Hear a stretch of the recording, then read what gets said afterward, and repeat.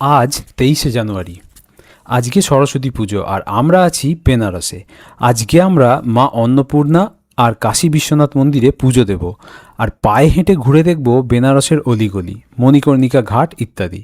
আর যদি হাতে সময় থাকে তাহলে একটু নৌকো চেপে ঘুরেও নেব। তাহলে আজকের ব্লগ এখান থেকেই শুরু করি।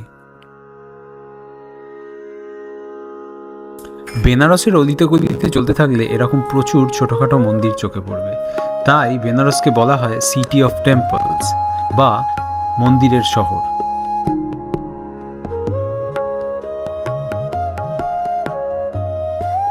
এরপর আমরা মা অন্নপূর্ণা মন্দিরে পুজো দিয়ে চলে আসলাম কাশী বিশ্বনাথ মন্দিরে পুজো দিতে।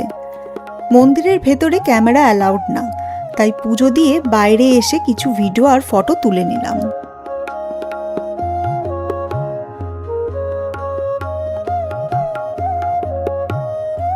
এই হলো বেনারসের বিখ্যাত কচুরি গলি। সকাল থেকে পুজো দেওয়ার জন্য আমরা কিছুই খাইনি, তাই এখানে এসে আমরা কচুরি আর জিলিপি দিয়ে সেরে নিলাম ব্রেকফাস্ট। কচুরিটা একটু অন্যরকম, কিন্তু বেশ ভালোই লেগেছিল আমাদের খেয়ে।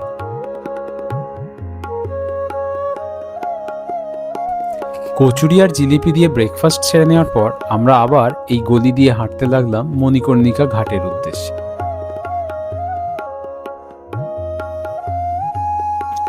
আর এই রাস্তা দিয়ে যেতে যেতে ডান দিকে পড়লো এই শ্রী রাজবন্ধু নামের বেশ বড় একটা মিষ্টির দোকান।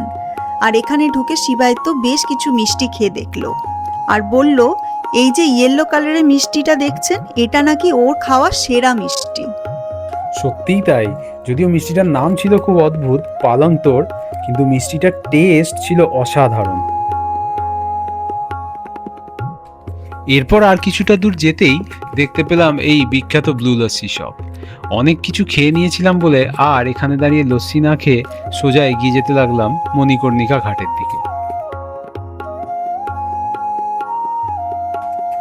মণিকর্ণিকা ঘাট, যেখানকার প্রধান বিষয় হলো মৃত্যু এবং আত্মার মুক্তি। তাই এখানে এলে দেখতে পাওয়া যায় রাস্তার দুধারে স্তূপাকারে রাখা রয়েছে শবদাহের সমস্ত উপকরণ।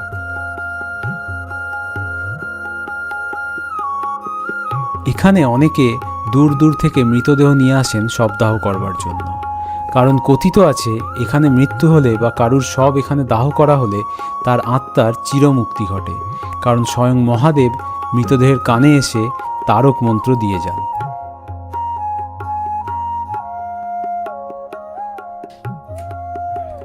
এখন এই যে জায়গাটি দেখছেন, এর নাম হলো মণিকর্ণিকা কুণ্ড। এর আরও একটি নাম আছে চক্র পুষ্করিণী কুণ্ড। পৌরাণিক গল্পে কথিত আছে ভগবান বিষ্ণু তার চক্র দিয়ে এই কুণ্ডটি তৈরি করেছিলেন ভগবান শিব এবং মাতা পার্বতীর স্নানের জন্য। বলা হয়ে থাকে এই জলে নাকি স্নান করলে মানুষের সমস্ত পাপ ধুয়ে যায়। আর এই হলো রত্নেশ্বর মন্দির, যা মহাদেবের অভিশাপে জলে আংশিক নিমজ্জিত হয়ে হেলে দাঁড়িয়ে আছে বছরের পর বছর। এরপর আরও কিছুটা সময় এখানে কাটিয়ে আমরা ফিরে গেলাম হোটেলে লাঞ্চ করবার জন্য।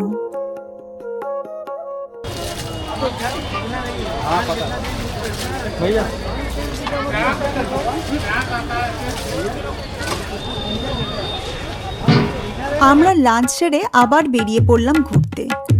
আর কালকে শিবাদিত্যর এই দোকানের পান খেয়ে এত ভাল লেগেছিল যে ও আজকে আবার এই দোকান থেকেই পান কিনে খেলো।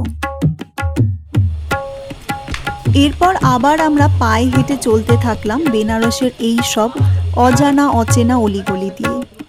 আর পায়ে হেঁটে ঘুরতে ঘুরতে বেনারস শহরটা বেশ কাছ থেকে উপভোগ করছিলাম, যা কিনা সত্যিই এক দারুণ অভিজ্ঞতা ছিল। এরপর আবার আমরা এই সরু গলি দিয়ে হাঁটতে লাগলাম মণিকর্ণিকা ঘাটের দিকে। হিন্দু মতে মণিকর্ণিকা ঘাট হলো এই 51 সতীপীঠের এক পীঠ, যেখানে মাতা সতীর কানের দুল পড়েছিল, তাই এই জায়গার নাম মণিকর্ণিকা। মনে করা হয় মণিকর্ণিকাতে শব দাহ করা হলে বা এখানে মৃত্যু হলে আত্মার চিরমুক্তি ঘটে। তাই এখানে মৃত্যু কোনো নেতিবাচক বিষয় নয়, মৃত্যু এখানে উৎসবের মতো। শব দাহ এবং মৃত্যুকে কাছ থেকে দেখা এখানকার মানুষের দৈনন্দিন জীবনের অঙ্গ। আর এখানে এলে আমাদের বারবার একটা কথা যেন মনে পড়ে যায় যে আমরা জীবনে যা কিছুই অর্জন করে থাকি না কেন, একসময় তা পঞ্চভূতে বিলীন হয়ে যাবে। আর এটাই জীবনের চিরসত্য।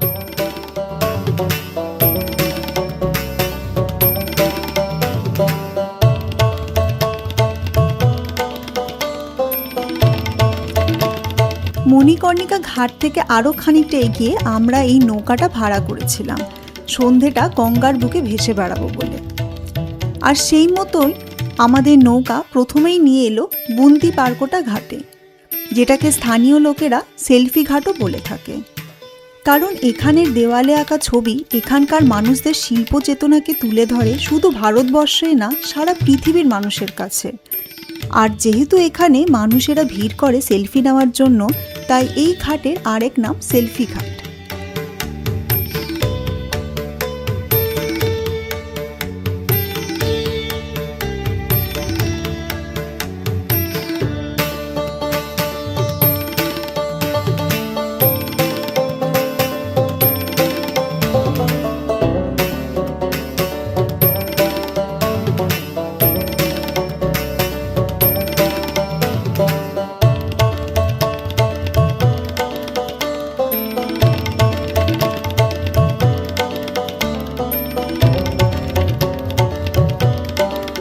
আমরাও এখানে বেশ কিছুটা সময় ছবি তুলে আর ভিডিও করে আবার ফিরে গেলাম আমাদের নৌকায়। এখানে তোলা ছবি আর ভিডিওগুলো শেয়ার করা থাকলো আমাদের ইনস্টাগ্রাম প্রোফাইলে, যা আপনারা চাইলে দেখে নিতে পারেন। ডেসক্রিপশন বক্সে আমাদের ইনস্টাগ্রাম প্রোফাইলের লিঙ্ক দেওয়া থাকলো। এরপর এই গঙ্গার উপর দিয়ে আবার ভেসে চলল আমাদের নৌকা, আর আমরা দেখলাম এক অপরূপ সূর্যাস্তের মুহূর্ত, যার বেশ কিছুটা অংশ চেষ্টা করলাম আমরা আমাদের ক্যামেরার ফ্রেমে বন্দি করার আপনাদের জন্য।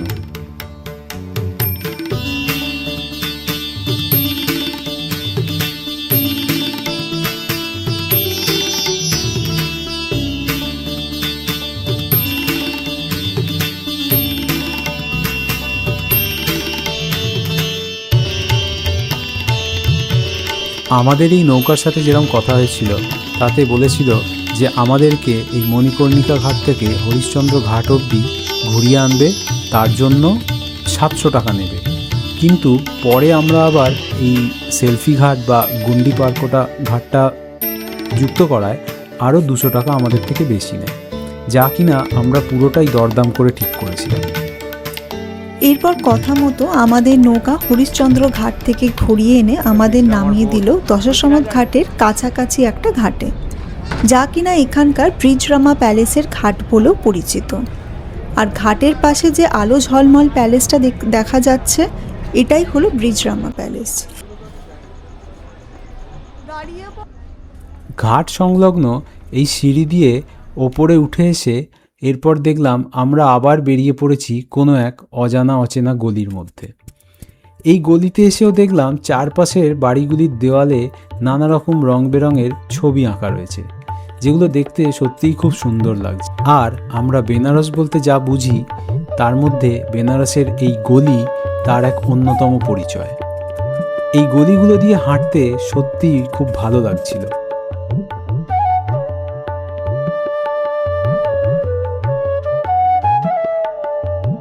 যদিও এই নিয়ে আমার তৃতীয়বার বেনারস আসা, তবে একটা জিনিস আমি এবারে এসে অবজার্ভ করলাম যে আগের থেকে বেনারস এখন কিন্তু বেশ পরিষ্কার পরিচ্ছন্ন। তবে রাস্তার ট্রাফিকের কন্ডিশন এখনও কিন্তু মনে হয় না সেইভাবে ইমপ্রুভ হয়েছে। যাই হোক, এতক্ষণ ধরে আপনারা যারা আমাদের সাথে এই বেনারসের জার্নিটা উপভোগ করলেন, আশা করি আপনাদের এই ভিডিও ভালোই লাগছে। আর যদি ভালো লেগে থাকে, লাইক, শেয়ার আর সাবস্ক্রাইব করতে কিন্তু ভুলবেন না। আর ফাইনালি গলি দিয়ে হাঁটতে হাঁটতে আমরা চলে আসলাম গোধুলিয়া চক। এখানে এসে প্রথমেই চলে এলাম কাশি চাট ভান্ডার। আগের দিন এখানে প্রচুর ভিড় থাকায় আমরা এখানে না খেয়ে কেসারি থেকে অনেক ধরনের চাট ট্রাই করেছিলাম।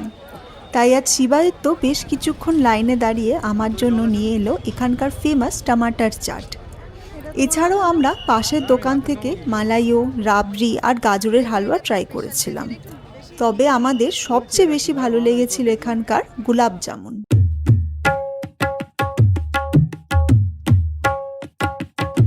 কাশি চাট ভান্ডারে টমাটার চাট ভালো ছিল ঠিকই, কিন্তু বিশাল কিছু আহামরি কিছু আমার লাগেনি।